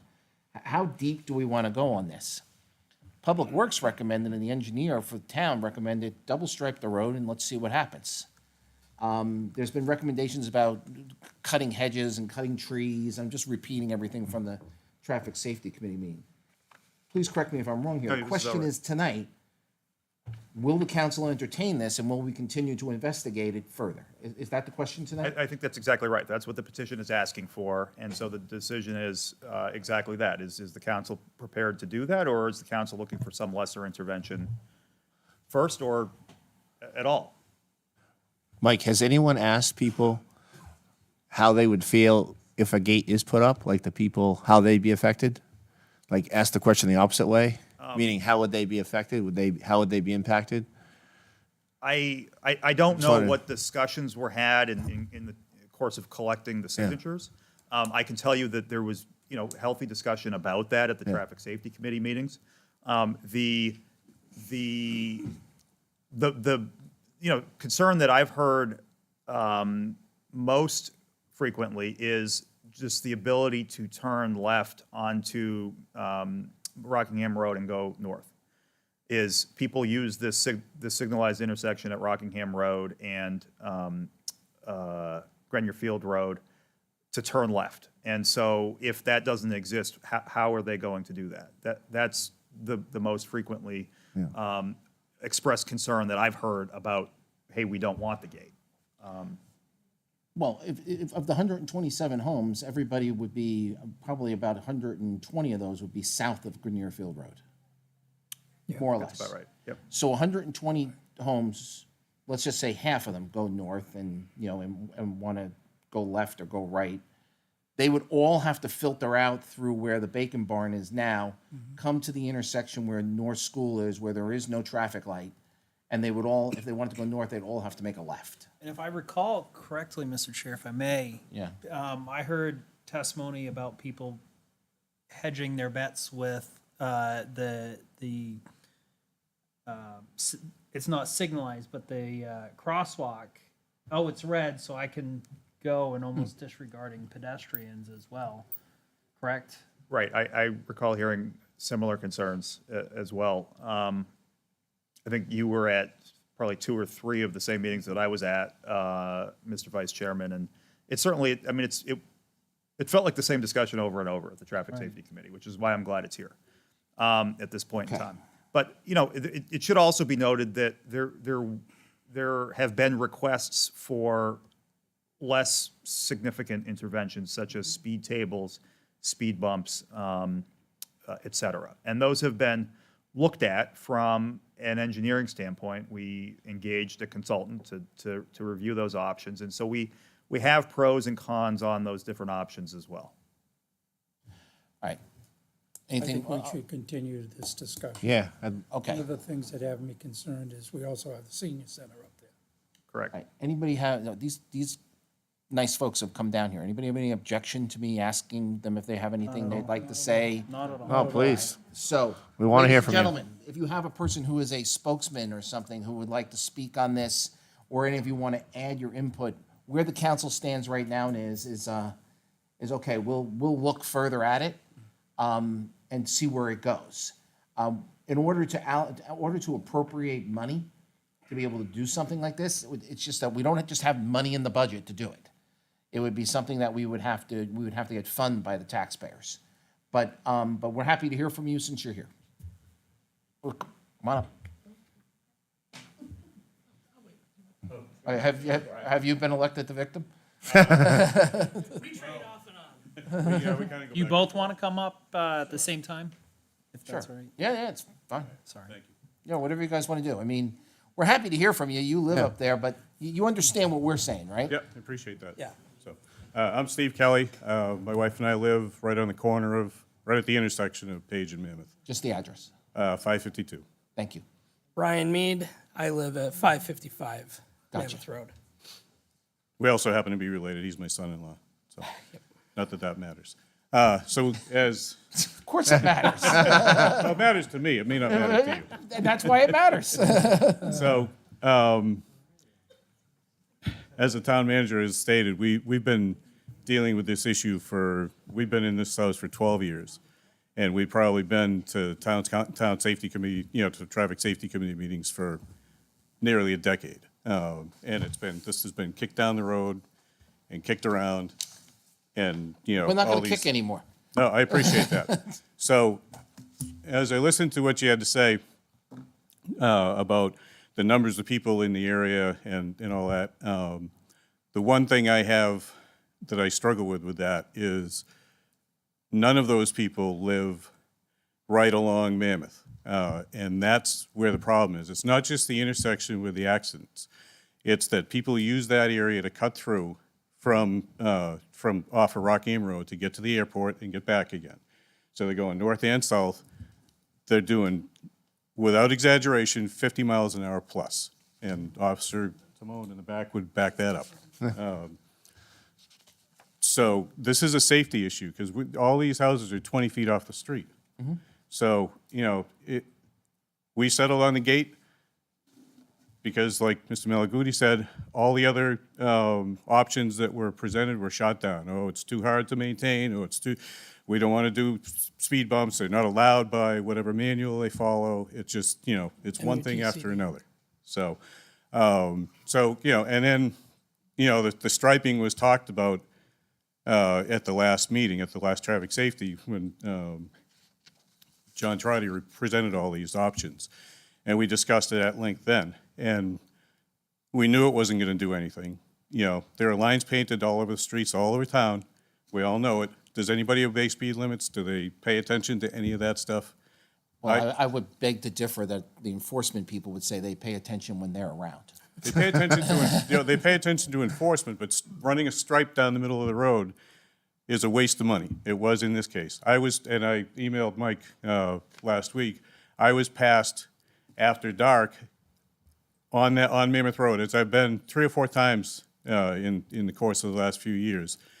People passed me because I'm doing the speed limit, and they want to do 50. The only thing the lines did was made it easier for them to pass me in the dark because they have the nice reflective side, so they don't have to worry about running off the road. So something needs to be done one way or another. I don't know what that is. I thought we were settled on a gate, but it seems like there's a lot of hesitation in that. I understand that it's inconvenient. It's inconvenient for me. I work down in Belmont. I go out Grenier Field every morning to go get on Everett Turnpike. I'll have to find another way. I'm okay with that. Other people may not be, but something's got to be done other than pushing this off to another meeting. I'm sorry. I hope you understand, we're not trying to push it off. I know. We're getting it for the first time. Yeah, and I appreciate that, and my frustration carries over from a decade of dealing with this. So I apologize if it's dropping on you, but It's dropping in the right place. So At least we'll at least make a decision because we have to make a decision. Okay. And we have the authority to make the decision. So I do appreciate what you're saying, but it's not gonna be a thing where we're just gonna push it off. You're gonna get a decision one way or the other. Okay. That much I can promise you. What we're looking for is a solution. Well- Just to be clear, whether it's a gate or not, something to stop. The biggest issue is the cut-throughs. It's people that don't live in this area that are getting out to their jobs at the airport, or primarily the airport. And it's trucks. We have tractor trailers that come down there illegally, going FedEx trucks. They're coming off of the airport and they come down. They come south and they come north because they either don't know or don't care that it's no through trucking. So, and it's a hard enforcement area because it's mixed commercial and residential. You got Wallboard Supply, which is now L&W or whatever it is. So you have, they have the excuse, oh, I'm delivering here, I'm delivering there. There's no way to really, keep track of who's supposed to be there or not. But we know because you see people at tractor trailers that are not supposed to be there. So. Okay, I understand. Okay. Thank Appreciate you. your time. No, very much appreciated. Folks realize you don't necessarily have to call 911. You can call 432-1118, because it's the non-emergency number into the police station. Right? If someone's coming down there and you call, they will respond. If someone passes you on a double line and you have a phone in your car and you call 603-432-1111, because then it's an emergency. It doesn't go through the 911 system it comes directly into our dispatch center. I've been passed on High Range Road, which is 30 miles an hour by somebody like that. I picked up the phone and called and they pulled them over by the airport. So, they're here to serve and they do a great job. Call them. Yeah. I mean, absolutely call them. No complaints with the police. They've been good about enforcement and trying to keep things under control, but they leave and 10 minutes later, they're back to the same nonsense, so. I understand. I appreciate it. Yes, sir. As the town manager shared, this has been an issue for a long time. One of the things that I asked for is what the time frame would be after the line striping to determine whether it was effective or not, so that we can move to Plan B, knowing that it would not be effective. I'm looking for a time frame. Sir, I can't give you a time frame. I mean, so let me give you an example. Please. We're in budget season right now. So let's say the gate costs $50,000. I'm just using a number. Maybe it's $80,000. I really don't know. We have to go ask the voters for that money. So we have an election in March. So we have an election, as an example. Let's say next meeting, we decided to ask the voters for the money to put a gate up, just as an example. Yep. And it got approved in March. We don't get allocation to that money until July 1st. I guess, You let me can kind of see where clarify. I'm going, right? Not for when the solution would be implemented, but when a decision would be made to take an action or inaction by this council. Well, what I'm going to do is, after there's other people that are going to speak, I'm going to ask the council how they want to proceed. And what I'm going to ask them to do is ask them to direct the town manager to go to the fire department and the police department and the public works department and get us cold, hard facts and numbers and tell us where we stand. Tell us what our alternate solutions are. If we can put these speed things in the road, and maybe that costs $5,000 and we can do that out of our operating budget. Or, but if we're going to do something as drastic as closing the road, then we're going to notice it. We're going to have public hearings for it. We're going to send letters out to the 127 people, and then we're going to listen to what everybody has to say. That's going to take a process. That process is, could take 2 to 3 months. Is that about right? Well, the notice. I think certainly if you, yes. So that's kind of how government moves. Yep. So, I mean, the good news is you'll get an answer at the end. You said you've been going to traffic safety committee meetings for years. This isn't going to take years. We're going to tell you one way or the other, what we can and we can't do. We may come down and say we're going to do speed bumps, even though Public Works doesn't like that, and they're going to have to figure it out from a plowing standpoint, because we don't want to spend $80,000, of your money, on putting up a gate, which is going to change the traffic for everybody in the entire area. Sure. So, but we don't know the answer to that. And I understand your frustration because you've been talking about this for years. We got it 15 minutes ago. Right. One thing, just to, in the considerations, there are apartments that would like to go in there, and, that's You gonna. saw me at the meeting. Yep. Not everyone was there. That's gonna add more traffic, so whether it's speed, it's gotta be something. You got my point of view at that meeting, right? In public. Yeah, I did. All right, thank you. No, and it's not that we get it. I think we get it. At least I get it. Yep. We just need to figure out what's the right answer. And we tried striping. Maybe that was wrong, but at least we tried something. Good. I just wanted the But when. I can promise you one thing. For a decision. As long as I'm sitting here, we're going to progress. We're not going to wait. That's the one promise I can make you. That's a good one. I appreciate that. Thank you. You're welcome. Is there anyone else who would like to talk about this?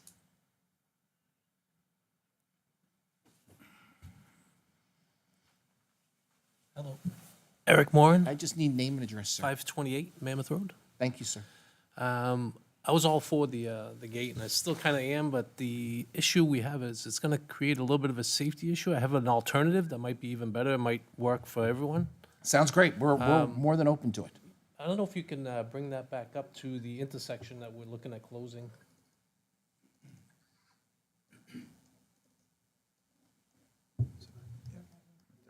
Right there. You want the aerial or the? That's perfect. I don't know if you folks can see Yeah, that. feel free. Yep. If we could close this side so no one from Grenier Field could turn down this road, and no one from going north could turn towards the airport. Could you come to this one instead, actually? Yeah, it's, Yeah, if we could put something here that would block this, it would stop the traffic from coming to the airport, which is everybody's issue. And it also would stop the traffic from the airport coming back down. So like So a if we- no, if we only close half of the road, so that way we could get out, let's say the elderly could still go to the light that's safer for them to go north, but yet stopping all the traffic from going to and from the airport, we close half of the road. So that way, anybody, that would be safe for everybody to get out of this area to go towards Manchester, let's say. But you can't come back that way, you'd have to come back around, or if you're coming back home, but it would stop the traffic. We'll have to talk to the fire chief, because the Yeah. fire station's right up So the I think street. that would be the alternate, because everyone. It's an interesting idea. I think that would be the only way that it would create a safe way of doing what we're trying to do and still let us get out of our neighborhood going north, because going by the Bacon Barn is a death trap. Well, that's kind of what we think too. Yeah. I mean, we'll have to talk to the fire chief, because as you know, the North Station is right up there. Correct. So, I mean, we'll have to talk to them. Maybe we make it so it's not a huge, something that the truck could still drive over if he had to, you know what I mean? You know what? Everything's possible. We just need to work our way through it. Yeah, because they have these things in Cambridge where they have these plastic posts. Yep. Where cars can't really drive over them, but a fire truck, it won't even affect them. They'll go right over that thing. Okay. So that's a way to avoid all the speed bumps and all this other stuff, and it'd probably solve 90% of our problems. Okay. Just an idea. Hey, and listen, all ideas are good ideas. You're welcome. Hi, sir. Just name and address, please. Dave Robbins, 532 Mammoth Road. Kind of wanted to talk about the double stripe and the lines on Mammoth Road when we put them in. I think there was an unintended consequence. I walk to the rail trail every day, at least once, sometimes twice a day. And usually when I would be walking south towards the rail trail and I'm walking down with the dog, when there was no line in the road, people, as they drove by, would kind of migrate towards the center of the street, and you'd have a little bit more room as a pedestrian. With the double yellow line, drivers are really much less likely to cross the yellow line. So you really got to get off the road. And as we've all discussed, there's not a ton of space up there. You're in someone's front yard walking down. Everybody's pretty good about it, obviously, but there's not a lot of room to operate there. And this particular section, again, an unintended consequence is probably a little less safe for pedestrians. We don't have a sidewalk or a curb or anything up there.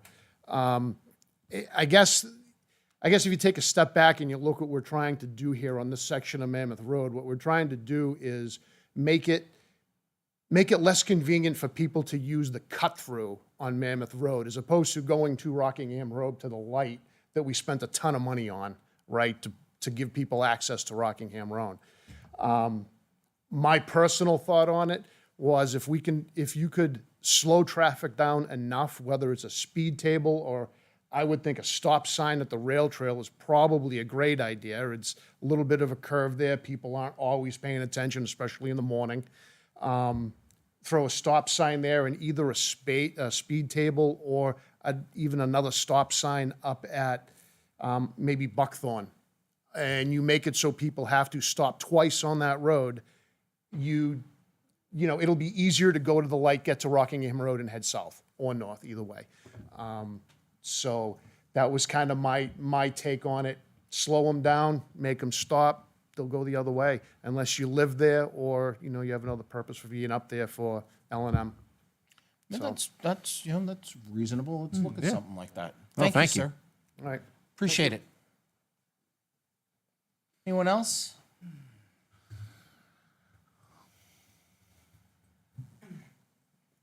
Hi, my Hi. name is Robin Stewart.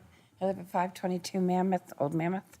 Yes. I know that, I think I had spoke to, Dave earlier today, and I guess at one point there was a suggestion that the other end of the road be closed off. But Bacon Barn didn't want to do that for some reason. Hadn't heard anything about the other end of the road. Well, I think that's just another option. If you have to stop the traffic from just going through. FedEx does it all the time. That light means nothing at 28 any longer because they can bypass that and just go right down the road. They really just, and the paint on the road, the striping just makes it look like we're 28. Makes it look like a bigger road for the little cars to go as fast as they want down the next biggest road, which is us now. Okay. And I hope that we'll find a solution, not just a lot of no's, because this really has been at least 10 years that I've been involved in it. I can promise you, you'll get an answer. I don't know what it's gonna be. What I can promise you is that you won't get a no. We'll do something. I just don't know what it is. It may be speed tables, it may be the gate, but you'll get a result. And that much this much I can promise you, is I will put it to a vote. And then you'll get an answer one way or the other from the council. Okay, thank you. Mr. Chair, Yes. if there's no one else from the public. No, go ahead. Mr. Town Manager, has there been any discussion about closing actually, she brings up an interesting point, the other end of Old Mammoth Road, near Rockingham Road. Yes, that is one of the options that was evaluated. It almost makes more sense to do it on that side instead. Yes, that we had our consultant look at that. It was discussed, I believe, at a Traffic Safety Committee meeting. My recollection was not recommended by the traffic consultant, based on other, second order effects that would create. Yeah. Yeah. Certainly. I'd like to see that report, Mike. Yep. I mean, if anything, It it'd didn't be have also be anything- interesting to know if we could do, I don't know how much what it would be costing for the traffic study of, I don't know, the direction that we're seeing a lot of the speed offenders and the accident crashing offendings are coming from. But I mean, Right, so the PD. very well, they could be coming from Rockingham Road more than from Grenier Field. Right. The PD does have very good accident information about, frequency and cause at this intersection. That'd be wonderful to have. It just should be noted that the decision that the Traffic Safety Committee took not to, move forward or continue to look at making this a one-way had nothing to do with the Bacon Barn. Okay, so far what I've heard is we're looking for accident data. I personally need to know, I personally need to understand what a speed table is. Yes. So that I can visualize that. Well, I think we need to, John, I think we need to see what all those options are. I was just gonna. Flashing, I Certainly. mean, there's a bunch of options there. So. Yeah, the multiple stop signs was an option. So the stop sign one is interesting. The actual cost of an Omnicon gate. So folks, what an Omnicon gate is that when emergency vehicles come or when the plowing, or when they come to plow, is they'll have a device to raise the gate and lower the gate and everything. They'll be able to do that so they can go through. The other option, Mr. Chairman, was to make this a four-way stop, as I think it once was. It was once, Yeah. yeah. That I never understood why it stopped being a four-way stop, but that's just me. So, and the other thing is, I believe the last number I heard about putting a signal for an intersection was somewhere between $250,000 and $350,000 for an actual signalized intersection. Right, and the discussion. Not including any type of landscape work. I've heard similar numbers. And the Okay. discussion as well at the Traffic Safety Committee recognized that we have, I think, at least two issues here, and they're probably have different solutions. The issue is the accidents in the intersection, and then the issue of speed along the corridor. I think that, fixing the intersection issue doesn't necessarily, although it could, depending on what the solution is, fix the speed issue along the whole length of the road. Could you please speak to if the council's all right with it, can we please speak to the police chief and have a directed patrol sent up there? Yes. So that we can see what's going on? The other thing too, John, is yeah, on please, our go ahead. options. I'd like to see reports from the police, and I'd like to get the police and chief and the fire chief here.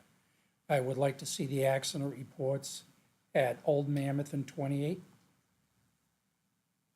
that intersection and also the reports at Greenfield Road and Old Mammoth Road. And can, What about speed guns? Are we able to have them go out there for speed guns to actually trace how fast people are really going? well, we can find, we can put, well, it's late in the And actually- season. well, and at least get some data on it? It's late in the season for the cables. They may have it. Well, We don't not for know. cables, but I mean, they have the guns, right? Can they? Well, let's Get go the find guns. out. They may have all this. Yeah, Let's they find may out. have it. Right. This is the first time it's All come to right, us. so can you, all right, so our next meeting is November 20th. We have a number of public hearings and everything on that already. Can you, put this on the December 4th, agenda so that we can revisit this on December 4th? Yes, Mr. Chairman. So folks, that's the first, yep, sure, come on. That's the first meeting our next meeting is all budgets and everything, so that would be the first meeting we'd really have time. Please, name and address, please. Melissa Martin, 537 Mammoth. So I just, hearing this discussion, I just want to make sure that we're being very careful that the reason that we're all here is not necessarily like putting a four-way stop or dealing heavily with that intersection is not really the issue. So I live at 537 Mammoth, which is directly next to the senior center. I actually had to write a formal letter to the bus company a couple of years ago because my children were expected to cross Mammoth Road and wait on the opposite side. And in the wintertime, more than once, they had to sort of launch themselves into a swamp because cars were coming so fast past them. And I had to write to the bus company to ask them to change the stop to the other side of the road. I also lost a beloved pet last fall. And one of my neighbors was there and saw it happen, and the person actually beeped at my cat, froze her in the middle of the road, and mowed her down anyway. I think that the double yellow line that is painted has actually had the opposite effect because now it does make it seem, instead of like more of a rural road, it makes it seem like more of a city road, and people are really misunderstanding the purpose of that. What we need to do is, I mean, I love the idea of closing it down at at Grenier Boulevard there, like where the turnoff is above right there. That would be fantastic because that would alleviate any issues of people having to go around and take a left where there's no light, which is a big problem. But the intersection is not nearly the issue that the pass-through is, and I think that that's very, very important to note. Like, I don't want to get lost in, oh yeah, let's put a four-way stop at the intersection. That will do us no good. When I moved there, it was an unpaved road. It was bad. When they paved it, I mean, my bedroom faces the road. I lie there sometimes at night and I hear people going easily highway speeds down that street. So it is, everyone's repeating the same thing. It's a very big problem. I personally have been affected in significant ways. So I can only imagine, I came home one night, somebody had mowed down somebody's mailbox. Literally just speeding down the street out of control. So it's the speed and the pass-through that needs to be dealt with much more than the actual intersection itself, and I just wanted to assert that. First of all, I can tell you the police chief's watching. I just got a text from him. It says he has all the accident data and everything, and he is sending another director patrol up there. So he's actually watching, and he's just heard everything that you just said. Okay. You know, I've called which is- the police a couple times and spoken with them on the dispatch number, not 911. And they've been very agreeable to coming up and doing patrol up there and increasing patrol up there around the bus situation that happened. And I've had conversations with them. The problem is they can't be there 24/7, 100% of the time for months and months on end. That can't be expected. And the minute that patrol stops, the regulars that are going to work every day, they know, and they just pick up their speed again. Oh, again, first of all, I'm sorry about your pet. Thank you. I do promise we're going to do something. I just don't know what it is. The good news is that it's got everybody's attention. Good. So Awesome. So thank you. Thanks. Yes, Dave. There's more residents. Nope. I just wanted to shed a little bit of light on some of the conversation I had today and some of the things I've heard at the Traffic Safety Committee myself. Being a department that has to maintain things, the gates obviously are problematic in the wintertime and perhaps even so much for a fire department that needs to respond in there. I do like the idea of the restricted one end, so that people can't take the left at the end, but I think the fire department can probably weigh in better on that. Plowing snow, we can work around it. It would be a problem, but we could figure it out. The more logical, but perhaps more expensive option in my mind that would satisfy a lot of the concerns for the cut-through, because the majority of the cut-through is people that are traveling north, either heading over to the airport to avoid the light, would be to put not a gate, but a cul-de-sac at the end of Mammoth Road at Rockingham Road. Mike, if you could zoom in on that area. You're talking down by Buttrick Village? Yeah, no, you're going the wrong way. No. Yeah, right down in there. Down here? You can zoom Right right in there. on that. You know, whether if we have the right-of-way there to do, or a land take or whatnot, and the reason why you need a cul-de-sac is because what it would do would any of the trucks that need to deliver to some of the commercial business up there, they would clearly then have to go to the light, take a left at the light, come up, and then come back, and then come down Mammoth Road. Should they not want to go back out the way that they came in and decide to take a right, if we dead-end it or have a gate, now you've got a serious situation where tractor-trailer trucks are backing up, or perhaps they even try to go down the narrower stretch of road that the Bacon Barn is in. So we would obviously have to have a cul-de-sac in that area. Whether or not that can be done could be another option, but it's certainly going to be a more costly one. And then you would obviously have to change the description of the road and what have you. And to answer the speed humps, speed bumps situation. We also have a forced main right there, don't we?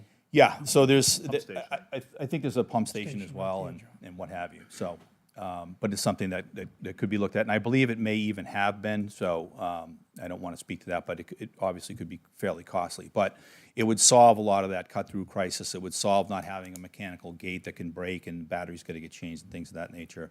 It can solve a lot of response issues, plowing problems. If we cul-de-sacked it or did anything, it would be at that end. The other thing in speed bumps, they are not allowed by law in roadways and right-of-ways. You can, in certain situations, if they meet the criteria, as I understand it, you can have speed humps or / speed tables. And the difference with that is what you need to allow is you need to have enough span to allow for a car to enter up onto it, plane out, and then come back down off of it. So you're not just going ba-bang over a speed bump. You have to slow down. There's going to be a lot of signage for that, a lot of markings for that, so that people don't come down there and hit that thing doing 50 miles an hour and they land in your living room. There needs to be perhaps lighting for that and whatnot. And I will tell you that, you know, the tractor trailers that do go over that or landscape trailers make quite a bit of noise. So I just want to bring that to the attention that if you're advocating for that, or if that is the decision that we decide to do, when landscape trailers go over those things, ungodly, the tailgates are rattling, the equipment's rattling, and then likewise on the tractor trailer units, the doors, the latches, you get a lot of noise. So just want to make sure that everybody understands what they're talking about when when you're making these types of decisions. Do you know where the CVS is and the Chinese restaurant is on South Willow? And then there's a Yes. road that goes up to Memorial? Mhm. Are those speed tables? Those are speed tables. Yep. In fact, there's a neighborhood back that cuts through from Brown Ave up over to South Willow, which I drive over 1,000 times. My mother-in-law lives down there. Well, I don't drive that much because I don't see my mother-in-law that much. But on the occasion I go to visit my mother-in-law, they have them. They're scoured quite a bit. They have quite a bit of them through that neighborhood.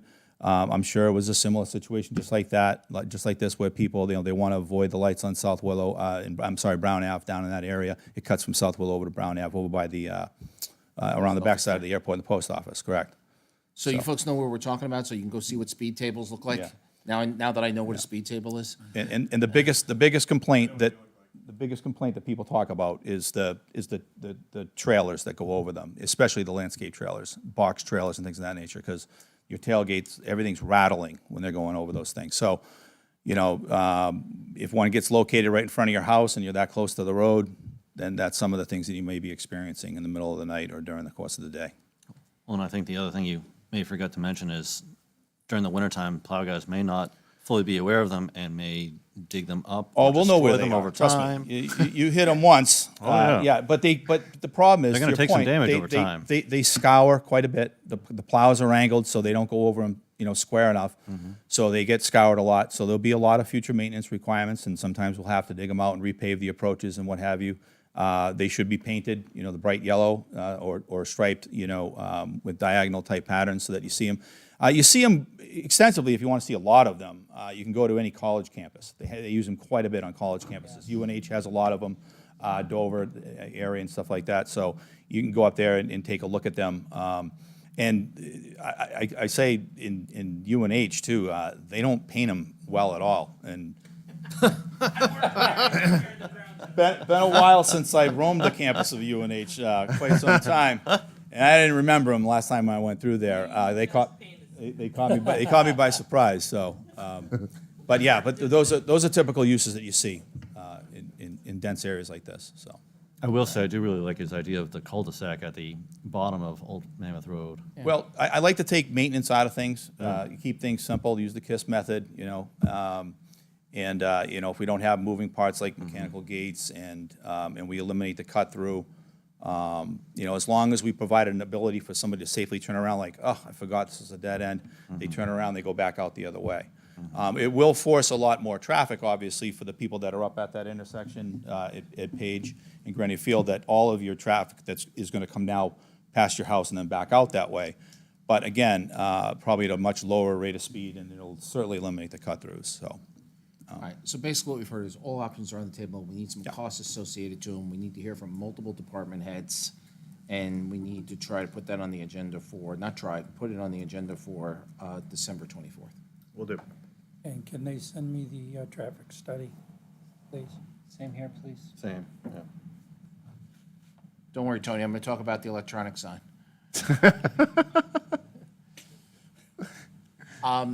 Anything else, folks? Yes? Thank you. You're welcome. Thank you. Yeah, I mean, one way or another, we're going to get to an answer. It just may not be very pretty. Process, that is. Uglier than having a car land in your front yard 6 times a year. So. That's true. I hear you. That's true. I absolutely hear you. Thank you. Thank you. Thank you. All right, next item, real quickly here, approval of minutes for October 16th, 2023, as presented. I'll take a motion. So moved? Second. All those in favor, signify by saying aye. Aye. Abstain. Minutes are approved with one Same with Jim. abstention. Okay, so other business. Can we get a cost on this electronic sign thing and find out how much that is going here into budgets? Certainly. I think the cost of the one at the, we probably can get a cost for whatever the school paid, which was like $40,000 or $50,000. I thought it was less. I thought it was 30 is what I have no idea. Everything's $50,000 tonight. It's inflation. I thought it was closer to 20, actually, but. Well, I mean, that might be, knowing Tony, it's probably more like a $50,000. I bet you Tony already You've seen has a that car number. he drives, right? Tony, do you already have a number? It was 20 for the sign, but the base was pro bono, what do you call it? Donated. In-kind donation. See, I was right. Base of it. See? So there is another cost to it. There's a yeah, base, there's there's a a sign. Well, we can work on that. So anyway, if you could look into that, please, Will do. that'd be great. I have liaison reports from the council. Anything? I have two. Yes, sir. Budget Committee had a really good tour of DPW. Thank you, Dave, if he's still here. The Budget Committee got to touch and feel some of these trucks. I think a lot of them were surprised at how well they do at maintaining these trucks and how much use these trucks have. So I think, thank you, Dave, for taking the Budget Committee out there. And then tomorrow night, Utility Committee meeting, if anyone would like to attend, 7 o'clock. And tomorrow night, school board meeting. Mr. Chair. Yes, please. I was not able to attend last week's budget, planning board meeting, but I understand that we approved our plans for the Tesla facility. Is that correct, Kelly? That's correct. So I think that'll be a great step forward for the town and putting us further on the map. So be prepared. A number of ordinances are coming forward for our approval and for public hearings, so be prepared that those are coming. All right, town manager report. Mr. Chairman, I just want to recognize the hard work that the finance director primarily, the assistant town manager, all of the department heads, and all of our support staff put into preparing for the kickoff that occurred on Saturday. It was, it's, as you know, quite a heavy lift and a lot of hard work that's taken place over the last month and a half. And from my standpoint, even though the news isn't as good as we might like it to be, it went off flawlessly. So I'm grateful for all of their hard work. Yeah, and the coffee was strong. I needed strong coffee. Thank you for that. Anything from you, Kelly? I'll be brief, Mr. Chair. Just to reiterate, as you mentioned, I'll be bringing forward zoning amendments to the planning board this Wednesday relating to the 28 and 102 overlay districts, a use amendment, and the floodplain management ordinance. And lastly, the town manager and I spent our time at 2 economic development conferences last week, both focusing on state and regional economic development. Londonderry was highlighted and given high praise for the New Balance project yet again, and the Pettingill Road area. And the New Balance groundbreaking is tentatively scheduled for November 20th. Hopefully it doesn't snow. Anything else from the council?